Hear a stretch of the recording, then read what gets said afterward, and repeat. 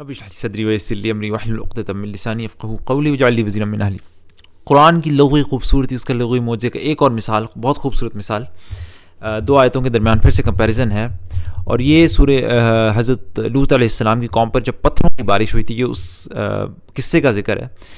ایک ذکر ہے سورہ نمبر 15 میں، سورہ حجر کی آیت نمبر 74، اور ایک ذکر ہے سورہ نمبر 11 سورہ ہود کی آیت نمبر 82.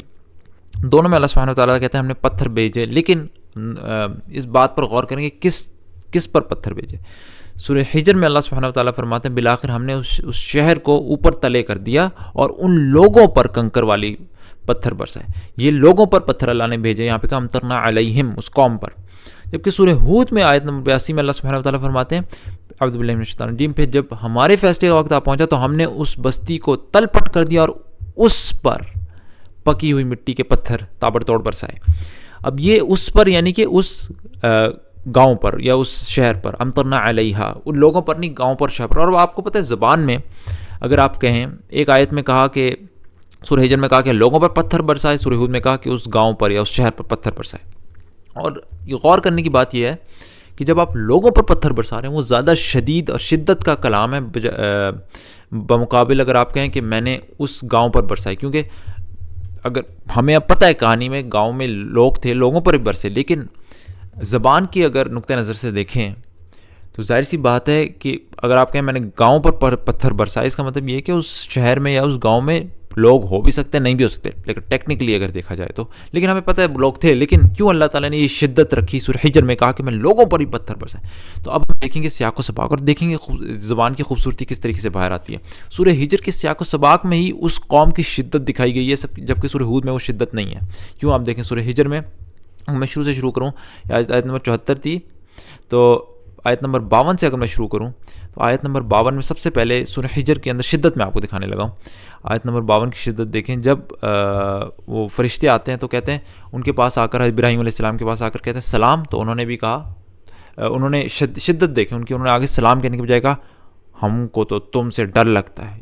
اتنا شدید جواب دیا، سلام کا جواب سلام سے نیچے. جبکہ سورہ ہود میں 69 آیت نمبر 69 پہ اگر آپ دیکھیں جا کے 69 میں، تو جب فرشتوں نے آ کے سلام کیا تو انہوں نے آگے سے کیا کہا، دیکھو ابراہیم نے سلام کہا ہمارے فرشتے خوشخبری لیے ہوئے آئے، کہا تم پر سلام. ابراہیم نے جواب دیا تم پر بھی سلام. یہاں پہ کم شدت ہے، وہاں پہ تو کہا تھا سیدھا سیدھا ہم کو تو تم سے ڈر لگتا ہے، سیدھا سیدھا. اب سورہ حجر میں جہاں پہ زیادہ شدید بات چل رہی ہے، وہاں پہ اگلی آیت میں آیت نمبر 58 میں کہا گیا، اگلی آیت نہیں، آیت نمبر 58 میں انہوں نے جواب دیا کہ فرشتوں نے کہ ہم مجرم قوم کی طرف بھیجے گئے. اتنا شدید ان کو قوم کو مجرم کہا. جبکہ سورہ ہود میں آیت نمبر 70 میں کیا کہا گیا، ہم تو لوط کی قوم کی طرف بھیجے گئے، مجرم قوم نہیں کہا، تو شدت کم ہو گئی. پھر آیت نمبر 67 میں سورہ حجر میں کیا کہا گیا، شدت دکھا رہا ہوں میں آپ کو کتنی شدت اس کانٹیکسٹ میں. آیت نمبر 67 میں کہا گیا ان لوگوں، اور ہم نے اس کی طرف اس بات کا فیصلہ کر دیا کہ صبح ہوتے ہوتے ان لوگوں کی جڑیں کاٹ دی جائیں گی. ایسا عذاب جو لوگوں کی جڑیں کاٹ دے گا. جبکہ سورہ ہود کی آیت نمبر 74 میں کیا کہا گیا، عذاب کی کیا صفت بیان کی گئی، ان کا وہ عذاب آ کر رہے گا جو کسی کے پھیرے نہیں پھر سکتا. یعنی کہ ایک ایسا عذاب آئے گا جس کو وہ پھیر نہیں سکتے. بس یہ نہیں کہا کہ جڑیں کاٹ دے گا، سورہ حجر کی شدت دیکھیں، جڑیں کاٹ دے گا وہ عذاب. اور آخرکار سورہ حجر میں شدت دیکھیں کہ جو کہانی ہے، جو کلام ہے لوط علیہ السلام ان کی قوم کے دوران، وہ بھی شدید ہے. جب لوط علیہ السلام نے کہا کہ یہ لوگ میرے مہمان ہیں، مجھے رسوا نہ کرو، تو آگے سے انہوں نے جواب کس طریقے سے دیا. انہوں نے کہا اگر تمہیں کرنا ہی، انہوں نے جواب دیا، وہ بولے کیا ہم نے تجھے دنیا بھر کی ٹھیکیداری سے منع نہیں کر رکھا. اتنا شدید جواب. جبکہ سورہ ہود میں اتنا شدید جواب نہیں تھا. سورہ ہود میں جب انہوں نے کہا نا کہ تم میں یہ میری قوم ہے اور کیا تم میں کوئی بھلا آدمی نہیں، تو آگے سے جواب کیا دیا، انہوں نے جواب دیا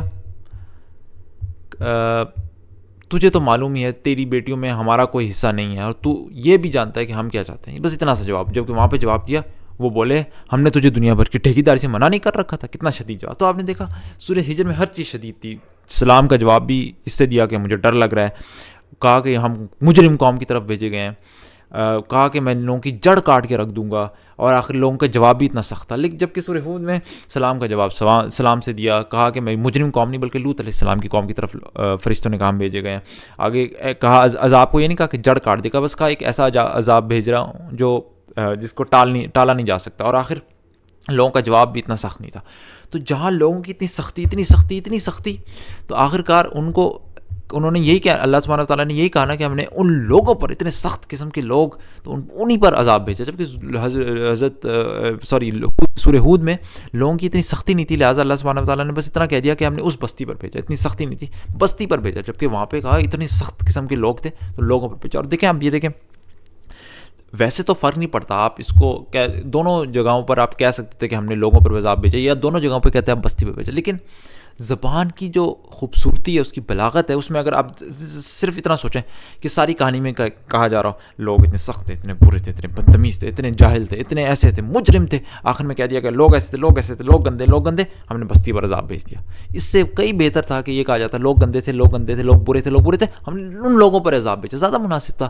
تو سبحان اللہ، ویسے فرق نہیں پڑتا، لیکن قرآن کی سیاق و سباق میں دیکھیں زیادہ خوبصورتی اسی میں ہی ہے کہ یہی کہا جاتا ہر جگہ. جہاں شدت تھی لوگوں کے، وہاں یہی کہا جاتا کہ ان لوگوں پر عذاب بھیجا، جہاں نہیں تھی وہاں پہ کہہ دیا بستی پر عذاب بھیجا. سبحان اللہ، کتنی خوبصورتی قرآن کے اندر، کتنی رعایت ہے سیاق و سباق. اس طرح آپ سوچیں، کوئی آدمی اتنی گہرائی میں جا کے سوچ سکتا ہے انسانوں کو سیاست میں، معاشت میں، معیشت میں، ہر چیز میں ہدایت دے رہی ہو کتاب، اور ایک چیز کے بارے میں یعنی اتنا ویل تھاٹ آؤٹ پلان، اتنے غور و فکر سے ایک کلام کو لکھنا، یہ کوئی انسان کا کام نہیں ہو سکتا، امپاسبل ہے. سبحان اللہ. تو اللہ تعالیٰ سے دعا ہے کہ اللہ تعالیٰ ہمیں اس قرآن پر یقین کی حد تک ایمان دے کہ یہ صرف اور صرف اللہ سبحانہ وتعالیٰ کی طرف سے ہو سکتا ہے، کسی آدمی کا لکھا ہوا نہیں ہو سکتا. سبحانک اللہم و بحمدک، اشہد ان لا الہ الا انت، استغفرک و اتوب الیک.